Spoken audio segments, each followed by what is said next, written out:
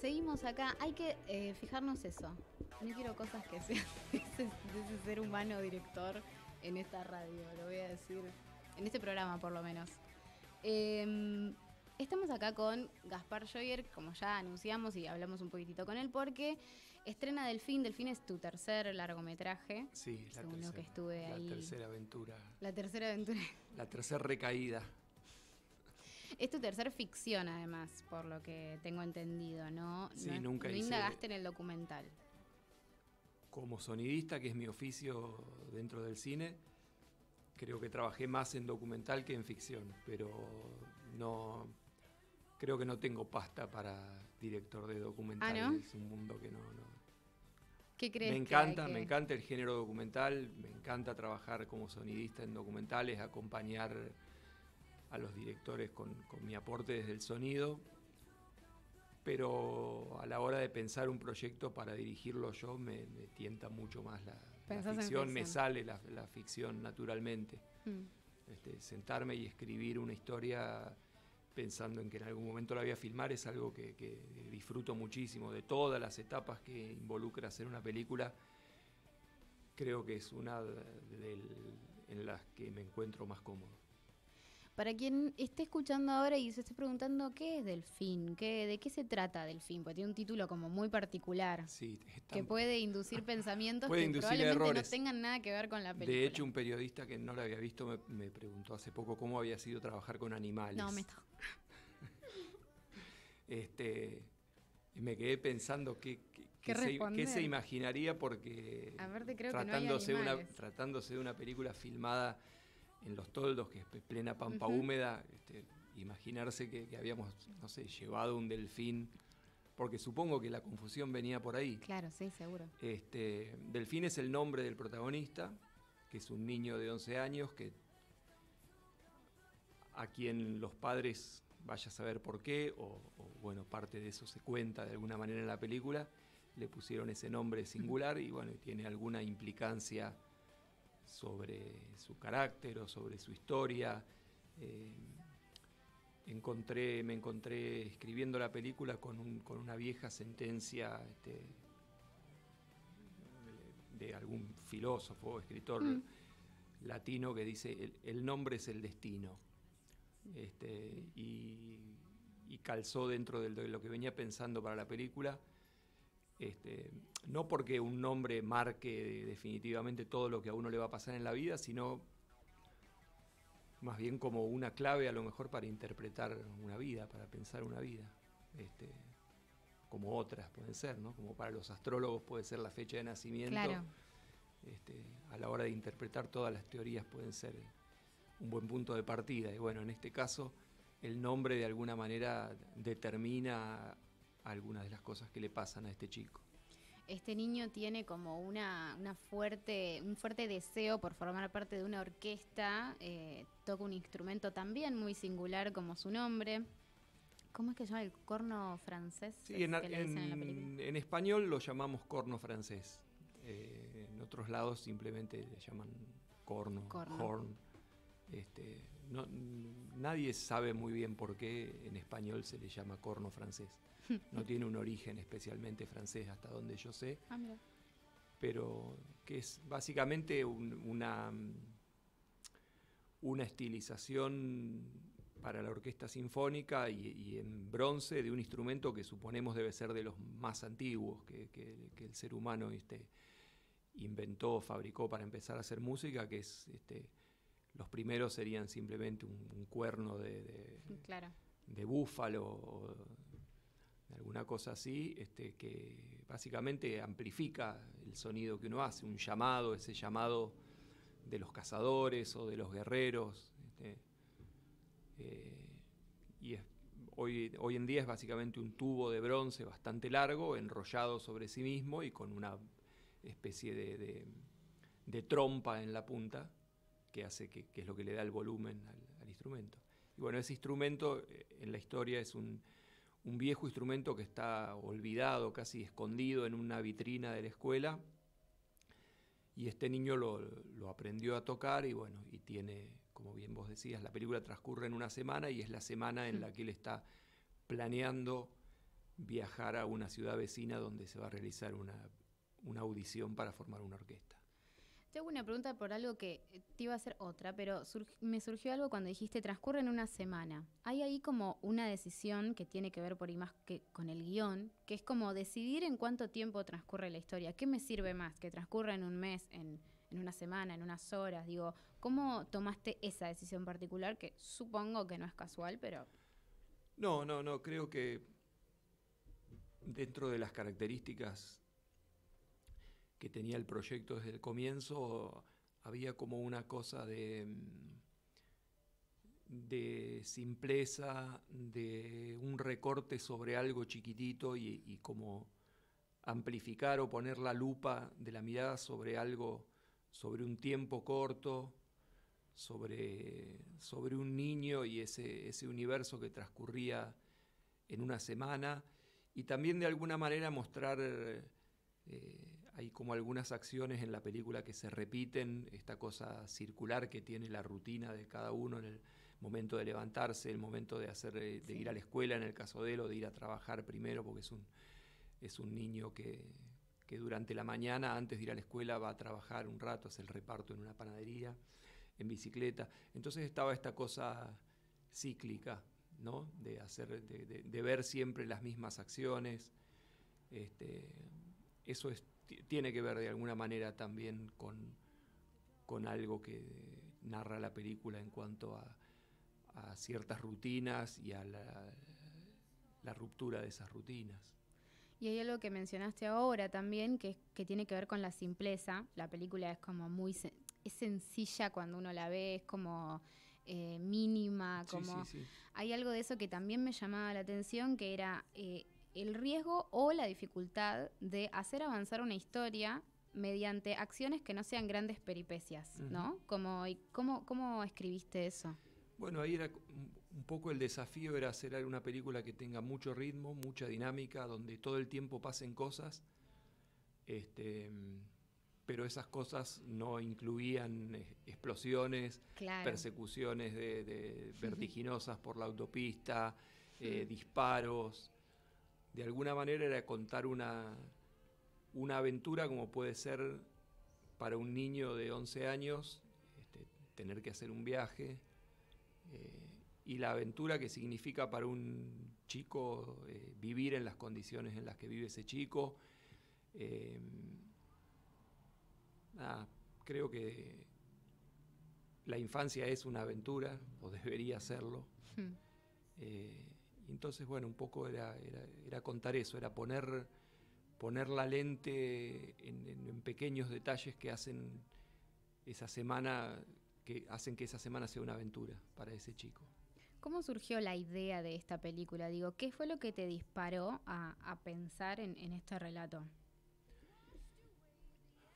Yo no lo sé muy bien, la verdad. Lo que recuerdo es que venía viendo cómo naufragaba ante mis ojos otro proyecto, como que creo que justamente era como una antítesis de esto, era grandilocuente, si se quiere, y con muchos personajes, y con donde transcurría bastante tiempo desde que empezaba la historia hasta que terminaba, y eran una trama compleja con un guión que ya en la escritura del guión estaba por la versión 4 y estaba con otro guionista y sabíamos que nos faltaba, que había que ajustar tuercas. Bueno, eso fue en el 2014, 2015, vino el 2015, a finales de 2015 pasaron cosas en el país y el proyecto ese naufragó definitivamente de alguna manera, o sentí que no se venían tiempos propicios para yo poder sostener un proyecto de esa claro, magnitud, que de alguna manera me quedaba grande, o nos quedaba grande a mí y a Juan Pablo Miller de Tarea Fina, que le gustaba mucho el proyecto también, pero no encontrábamos posibilidades de encararlo. Y nada, recuerdo que tomé así como una decisión de sentarme una noche y pensar una película posible, Mira. en el contexto. Y de alguna manera apareció la infancia, que es como algo que creo que cualquiera tiene algún tesoro para rescatar en su infancia, ¿no? Siempre hay algo hay algo valioso para rescatar ahí. Y bueno, me empecé a imaginar y la verdad es que yo mismo me sorprendí. No soy de escribir muy rápido. Todos los anteriores proyectos que he escrito han llevado un tiempo largo de pensarlo y de escribir una versión y a veces incluso empezar a producirlo, pero saber que todavía está lejos de encontrar su forma y seguir escribiendo. Por el contrario, en Delfín salió como todo bastante natural. Fue como una escritura en una noche de 4 o 5 páginas que contaban toda la historia, bastante parecida a lo que quedó la película finalmente. Lo hablé con Juan Pablo, con el productor, le propuse trabajar en esa historia. Le gustó, le pareció, le sorprendió de alguna manera también el cambio entre el proyecto con el que veníamos trabajando y esto, y bueno, y de ahí en más, en un par de meses, trabajar para llevar esas 4 o 5 páginas a un guión cinematográfico que usualmente anda en las 80, 90 páginas, así como empezar a pensar la trama más con detalles, con personajes secundarios, pero ya en esa primera versión estaba, creo, lo fundamental, la relación de este hijo que vive solo con su padre, el nombre del niño, el instrumento, la prueba, el viaje a Junín, la escuela, la panadería, la bicicleta, todos esos elementos ya estaban en el primer tratamiento. ¿Qué es lo que lleva, digamos, a un director con 2 largometrajes previos, con un recorrido, ambos largometrajes con un recorrido por festivales bastante interesante, digo, como con cierta presencia, a no poder realizar un tercer documental como de más magnitud? ¿Cuáles son los impedimentos, las dificultades que uno creería que para una persona con más trayectoria va siendo más fácil? No, hacer una película de por sí es de una complejidad superlativa, ¿no? La cantidad de voluntades que hay que reunir para hacer una película, la cantidad de gente que hay que involucrar, los costos que tiene de mover a 15, 20, 30 o 40 personas durante 3, 4, 5, 8 semanas, alquilar equipos, alojar a las personas y la filmación no es, una película es cara, aún una película que sea una proeza de barato es un presupuesto que es enorme para que lo reúna una persona. Claro. En Argentina hay una tradición de cine bastante consolidada porque se hace cine hace muchos años y porque hace 20 o 20 y algo, 20 y tantos años, hay una ley de cine que consolidó esa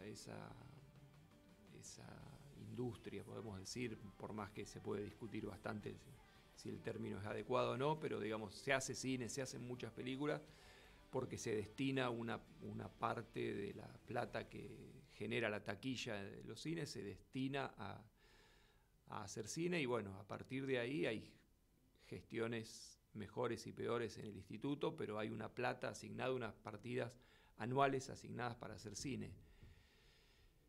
Y después hay proyectos más sencillos y más complejos. El proyecto anterior era complejo y complejo significaba mucho trabajo y básicamente mucha plata.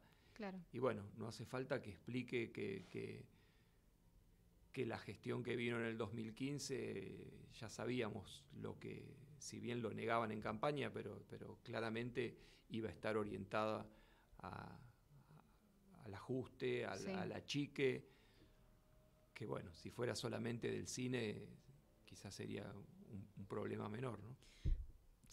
Sí, totalmente. Te saco un poquito de este terreno y Y me gustaría que me cuentes un poquito más también cómo fue el trabajo con los actores. O sea, son dos los principales, hay más, obvio, pero son dos los que están llevando el mayor peso dramático de la película. Uno es Cristian Salguero que me encanta, me fascina. Es un Él crack. y su cara, como son todo. Yo apuesto a que, no me canso de decirlo, digo, ojalá que el cine argentino le ofrezca, le dé muchos papeles diferentes. Es un talento absoluto, tiene una presencia y una entrega para trabajar, ¿no? Para mí fue uno de los grandes aciertos de la producción, haber encontrado a Cristian. Es espectacular. Yo lo había visto en una película que estrenó en el Bafisi nada, me fascinó. Y después verlo acá también me pareció espectacular. Que además. Sí, yo creo que es hermoso lo que hace. Totalmente. Y además es como que está acompañando un trabajo de un niño que, como dicen, es muy. No sé si será así o no, pero dicen que tiene como sus particularidades trabajar con niños, que no es tan sencillo. ¿Cómo fue? Yo aprendí una cosa en esta película, que nunca más voy a trabajar con niños. Sí, trabajar con niños es difícil ya del solo hecho de decir en una misma oración trabajar y niño, ya hay algo ahí que hace ruido. Sí. Digamos, algo, ya hay una llamada de atención, ¿no? Sí. Sabemos que, o sea, nos cansamos de escuchar y con razón que los niños no deberían trabajar. Bueno, para el cine, para las actividades artísticas, la sociedad hace como una salvedad de decir, bueno, esto lo pueden hacer, pero no deja de ser un trabajo que tiene, por supuesto, su parte divertida, entretenida, es maravilloso. Los que hacemos cine, digo, es muy difícil encontrar a alguien que haga cine y que no le gusta. Es lindo hacer cine, por supuesto, tiene muchas cosas a favor, pero es un trabajo y puede ser un trabajo muy sacrificado también. En cuanto a cantidad de horas, a condiciones, hace calor tremendo, hace frío, todo hay que estar siempre listo para filmar en las condiciones que el plan lo exija. Y bueno, para un niño que jamás había hecho, no solo jamás había hecho cine, jamás había actuado, creo que había hecho un papel, había hecho de Pinocho en la escuela, esa era su experiencia actoral era eso. Y de golpe estar 5 semanas con un equipo de 20 y pico de personas, filmando todos los días, bueno, nada, es difícil, fue difícil para todos, fue difícil para él seguro, pero bueno, nada, son anécdotas que quedan atrás a esta altura. Y que en el resultado no se sienten así. Bueno, me alegro. No. El resultado es como súper amable de ver, pero sí es imposible desconocer que atrás de eso hay un montón de cosas que pueden pasar con niños. Sí, yo creo que él todo brilla en la película su frescura, su autenticidad, la fuerza de su mirada, de su presencia. Nada, todo lo que no tenía de oficio, de profesional, lo tuvo de intensidad y de esencia, sí. De esencia, sí. La película tuvo su estreno mundial en Cannes, si no me equivoco. ¿Me podés contar un poquito cómo fue esa experiencia? Bueno, suena como wow. Sí, fue wow porque no lo esperábamos para nada, la verdad. Veníamos bueno, habíamos terminado el corte de la película, estábamos viendo, nos habían invitado en su momento el año pasado a Mar del Plata, habíamos tenido una invitación, pero no llegábamos para terminarla, la película. Claro. Estábamos todavía terminando de compaginar y a alguien le había gustado en Mar del Plata y había como una invitación ahí para ir y no tuvimos que rechazarla porque no daban los tiempos. Y después la mandamos al Bafisi, en el Bafisi no queda seleccionada. Y bueno, hay veces que uno termina la película y no sabe muy bien, más en este caso no había sido fácil terminarla la película y bueno. Entonces estábamos medio ahí, o yo particularmente estaba como un poco en la incertidumbre de qué iba a hacer con esa película.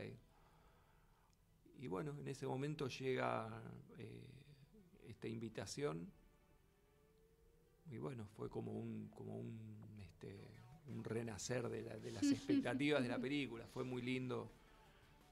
Pudimos viajar. Pudieron viajar. Pudimos viajar con Juan Pablo y bueno, estaba dentro de una sección que se llama Ecran Junior, que es con películas con niños y van, el público es mayormente, no exclusivamente, pero hay mucha presencia de chicos de escuelas secundarias y son chicos de escuelas secundarias que tienen, creo, materias de cine dentro de la escuela, entonces era como estar con un público muy crítico, muy que hacían preguntas muy punzantes sobre la película. Las 3 funciones fueron con mucha gente y había 20 minutos, media hora de charla con los chicos después, así que fue como 3 días muy, muy intensos, muy entretenidos. Y bueno, y para la película significó de alguna manera un empujón fuerte. Creo que ahí se acomodaron bastante las fichas para estrenar y para recibir invitaciones a festivales. Nada, no hace falta que diga lo que significa para cualquiera el nombre Cannes ligado al cine representa algo que llama la atención, algo que no pasa desapercibido. Bueno, de ahí salió para otros festivales. Claro, y que eso además es necesaria, digamos, como decís vos, para que la película tenga una fuerza, un empuje. Digo, sabemos que películas como Muere, Monstruo, Muere, que también estuvo en Cannes y toda la bola. De hecho, mi mejor amigo también había estado en la misma sección el año anterior. Exactamente, y ganó tal cual. Y así todo, fue una película que tuvo un montón de conflictos para el estreno y todo eso. No, es que eso es una condición que enfrenta hoy el cine argentino. Claro, de nuestra realidad. Hoy hablabas de cuáles son las dificultades. Creo que hoy está mucho más crítico todo lo que tiene. Si bien hacer una película es difícil, muchas veces por el amor de los productores y la entrega de todos, la película se hace y después llegás a esta instancia donde no están los espacios para mostrar las películas, por presiones de las grandes compañías que extorsionan a las salas diciéndole la semana que viene estreno El Hombre Araña y si no me das la sala después no te traigo más las películas de tal compañía. Digo, no vale la pena ni siquiera focalizar. Dije El Hombre Araña por nombrar un se entiende un tipo de película. Sí. Está como muy trabado ese espacio mínimo, indispensable que deberían tener. Yo creo que en todo el país, pero circunscribiéndonos a lo que es la capital federal, es una locura que no haya 4 o 5 salas en buenas condiciones, que sean espacios donde la gente que quiere ver cine argentino sepa que puede ir y puede verlo en buenas condiciones, ¿no? Reductos húmedos y que con mala calidad de proyección, sí. donde se amontona todo el cine argentino para decir, bueno, ustedes vayan ahí. Es verdad. Mientras, porque en el otro cine no hay lugar. Y la prueba es que el Gomón, también con su entrada económica y lo que sea, pero el Gomón hay gente que va. Hay siempre funciones, hay gente que va y hace la cola en el Gomón y cuando llega a la ventanilla saca entrada para la película, pregunta ahí qué hay, porque quiere ver cine argentino. Sí, es verdad. Entonces creo que una próxima gestión del instituto ahí tiene algo fuerte y puntual para trabajar, que es generar algunos espacios donde el cine argentino se consolide, se haga fuerte en la exhibición, que es algo que está faltando. Y te hago una última pregunta o un último tema, digamos, que me interesaba también tocar con vos, que era lo que tiene que ver con la parte del trabajo en el sonido en las películas, ¿no? Como hace un tiempo habíamos tenido a María Eugenia Zoiro acá, que era directora de arte, sí, y hablamos un poquito de la dirección de arte, porque son como áreas que uno a veces en la popularidad se conoce el trabajo del director y no sé, el de fotógrafo. Pero hay otros trabajos que son muy interesantes y que están como abajo de las rocas. Y me parece que el sonido, la dirección de sonido es una, y quería que me cuentes un poquito cómo se trabaja, qué es ser director de sonido, un poco de tus trabajos, que sé que trabajaste con gente que no sé, es el cine básicamente. Bueno, director de sonido es un término un poco ampuloso así, pero creo que describe a ver, básicamente en el cine hay dos trabajos relacionados con el sonido. Podemos describir lo que es el sonido de una película en dos grandes áreas. Una es el rodaje, que es la o las personas que van a ir a la filmación a captar el sonido, lo que en Argentina llamamos el sonido directo, o sea, básicamente los diálogos que se producen cuando se graban las escenas. Y eso, bueno, ese era habitualmente el sonidista o el jefe de sonido directo. Y después está, que a veces es el mismo y a veces no, la persona que hace lo que llamamos la postproducción. La edición de esos diálogos para limpiarlos de los ruidos que puedan tener durante el rodaje y mezclar eso con los ruidos que tiene la película, las trompadas, los sonidos de los autos, las explosiones, la música que se haya compuesto para la película, digamos, armar una banda sonora que mezcla un montón de elementos que terminan sonando cuando uno escucha la película y que la mayoría, salvo las voces, no son originales de lo que se filmó. Claro. Entonces el director de sonido, se le llama director de sonido cuando hay una única persona que se encarga de todo el proceso, más allá de que tenga muchos o pocos asistentes o personas que se encarguen de cosas específicas. Un director de sonido debería leer el guión desde el comienzo, conversar con el director de la película, hacer su devolución sobre el guión, ver qué cosas desde el sonido puede proponer a tener en cuenta para el rodaje o mismo para la historia, digamos, es desde el área de sonido acompañar un proceso desde el inicio hasta la mezcla final. Ese es un poco el trabajo de director de sonido. En Argentina hay algunos sonidistas que se especializan en sonido directo, únicamente, van a rodaje. Hay otros que se especializan solamente en la postproducción y hay otros que cubren las dos áreas, que a veces van a directo, a veces hacen postproducción. Y en mi caso me gusta un poco esa doble condición de hacer las dos cosas en un mismo proyecto, digamos. Me gusta acompañar una película desde el comienzo, leer el guión, empezar a trabajar con el director de la película, hacer el sonido directo de la película y acompañarla en la postproducción hasta la mezcla final. Ese es un poco el rol del director de sonido. ¿Trabajaste con Fernando Birri, puede ser, como sonidista? Sí, trabajé con Fernando Birri en el año 97.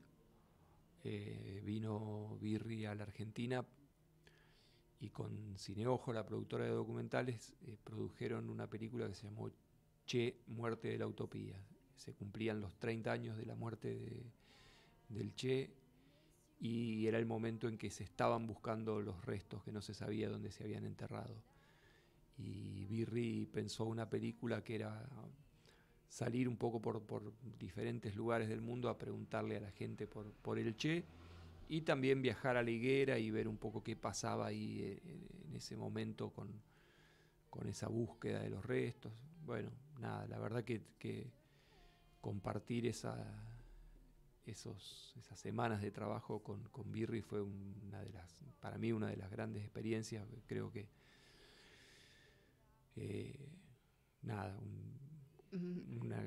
una persona totalmente fuera de serie, un maestro en el sentido más en el mejor sentido de la palabra, en el sentido como más antiguo, más venerable. Solo recuerdos hermosos de ese viaje y de la experiencia de filmar con él, de viajar con él, de conversar. Realmente, sí, uno de los grandes regalos que me dio la profesión. Bueno, hemos charlado un poquito de todo y se me escapa el tiempo, lamentablemente. Estaba para hablar de muchas cosas más. Pero bueno, te agradezco mucho por haber venido. No, por favor, gracias por la invitación, por un espacio valioso que disfruto mucho porque no es fácil difundir la película, así que haya estos espacios y que se pueda venir y hablar, nada, un lujo. Muchas gracias. Y bueno, esta entrevista la van a poder escuchar, si se la perdieron o si están ahí escuchando, llegaron tarde o lo que sea, van a poder escucharla, el recorte en Radiocat, el video en el canal de YouTube, y vamos a hacer una linda desgrabación para que si no quieren escuchar nuestras voces, puedan leernos en el portal de noticias. ¿A quién no quiere? Nadie no quiere. En el portal de noticias de Punto Cero, así que nada, vamos a difundir por todos lados. Bueno, gracias por tu participación, por haber venido. Vamos a recomendar la peli y apenas tengan las salas confirmadas también las vamos a difundir. Esperemos que el lunes ya poder contar con alguna confirmación y que la confirmación del lunes llegue viva al jueves. Bueno, vamos a estar atentos a eso. Vamos a escucharnos, empezamos lentamente a poner así como a tono de viernes con la música que vamos a escuchar en este momento. Esta vez nos toca algo ochentoso de la banda sonora de Dark. En la serie es algo bastante creepy escuchar esto, pero bueno, fuera de contexto está muy bueno, así que vamos a escuchar una cancioncita más y volvemos con Emiliano Basile, que hace los estrenos de la semana.